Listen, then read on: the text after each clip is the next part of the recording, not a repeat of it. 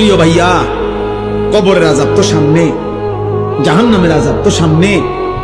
এক সেকেন্ডের মৃত্যু যন্ত্রণাও তো তুমি সহ্য করতে পারতা না। হযরত আমর ইবনুল আস রাদিয়াল্লাহু তাআলা আনহু, নবীজির বিখ্যাত সাহাবী, ওনাকে বলা হয়েছিল মৃত্যুর পূর্বে ওনার ছেলে, উনি ঈমানদার, উনি সাহাবী, ওনার ছেলে আব্দুল্লাহ ইবনে আমর ইবনুল আস, উনিও সাহাবী। ছেলে বলতেছিলেন মৃত্যুর পূর্বে, আব্বা আপনার কাছে এই মুহূর্তে, শেষ মুহূর্তে মৃত্যু যন্ত্রণা কেমন মনে হইতেছে? প্রিয় ভাই শোনো, হযরত আমর ইবনুল আস বলছেন, ইয়া বুনাইয়া কাআন্না জিবালাদ দুনিয়া আলা সাদরি ওয়া কাআন্নি আতানাফফাসু মিন সাকবিল ইবরা। এই কিতাব আমার কাছে গাড়িতে আছে। ওয়া জাআত সাকরাতুল মাউত বিল হক, এটাই কিতাবের নাম। আমার কাছে আরবি কিতাব আছে, এই কিতাবের নামে এটা, এই কিতাবে লিখছে।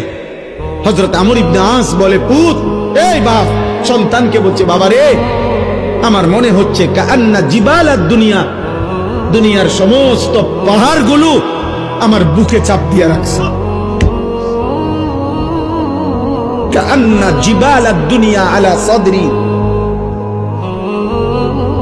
মৃত্যু যন্ত্রণা আমার মনে হচ্ছে দুনিয়ার পাহাড়গুলো আমার বুকে চাপ দিয়ে রাখছে রে ফুল।